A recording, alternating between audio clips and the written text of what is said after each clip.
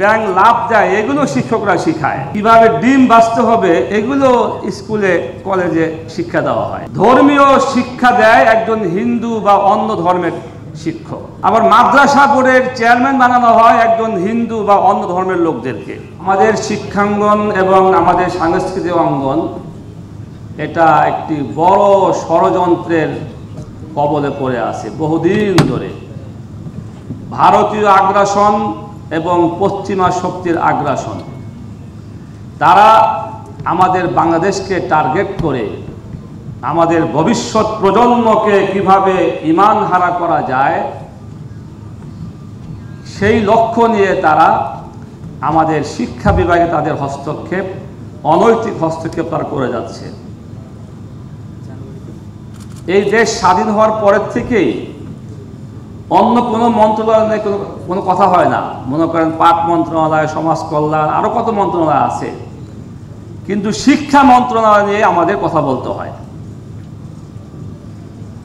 এবং যে কোনো সরকারের ক্ষমতা আসে না কেন, এই শিক্ষা মন্ত্রণালয় এমন লোকদেরকে বসায় যাদের চিন্তা চেতনার মধ্যে ইসলাম বিদ্বেষী মনোভাব থাকে এবং ট্রান্সজেন্ডার, এলজিবিটির মতো মত পথকে যারা প্রমোট করে এইরকম লোকদেরকে তারা এই শিক্ষা মন্ত্রণালয়ে দায়িত্ব দেওয়া হয়।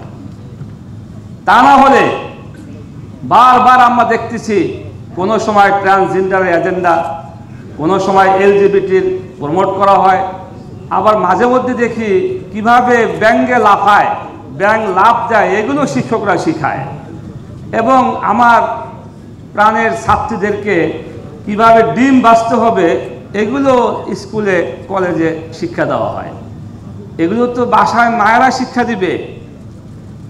তো মাঝে মধ্যে দেখি কোনো প্রতিষ্ঠানে ধর্মীয় শিক্ষা দেয় একজন হিন্দু বা অন্য ধর্মের শিক্ষক। আবার মাদ্রাসা বোর্ডের চেয়ারম্যান বানানো হয় একজন হিন্দু বা অন্য ধর্মের লোকদেরকে। এগুলি আসলে কি, বিষয়টা কি?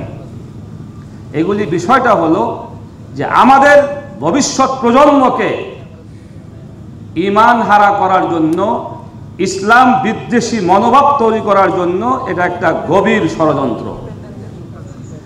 এই গভীর ষড়যন্ত্র মোকাবেলা করার জন্য আমাদের এই দুই একটা সেমিনার করলে হবে না, আমাদের মূলোৎপাটন করতে হবে এবং এই জায়গায় আমূল পরিবর্তন আনতে হবে। ইনশাআল্লাহ আমরা সকল ইসলামী দল ও মত যদি ঐক্যবদ্ধ থাকি এবং আগামী নির্বাচনে অংশগ্রহণ করি, তাহলে আমরা যদি ইসলামপন্থীরা ক্ষমতায় আসতে পারি, ইনশাআল্লাহ আমরা এই বিশেষ করে এই শিক্ষা মন্ত্রণালয়ে আমাদেরকে আমূল পরিবর্তন আনতে হবে। দ্বিতীয় বিষয় হলো গানের শিক্ষক নিয়োগ দেওয়ার যে প্রজ্ঞাপন জারি করা হয়েছে। গান আমি ইসলামের জায়েজ না জায়েজ এটা বললাম না, এটা সবাই আপনারা জানেন। এটা একটা ঐচ্ছিক বিষয়, কেউ গান শিখতেও পারে, নাও পারে। যদি কেউ গান শিখতে চায় সে ভিন্নভাবে শিখবে, তার ব্যাপার। কিন্তু ধর্মীয় শিক্ষা এটা তো ঐচ্ছিক বিষয় নয়, এটা একটা ফরজ এবং আবশ্যকীয় বিষয়।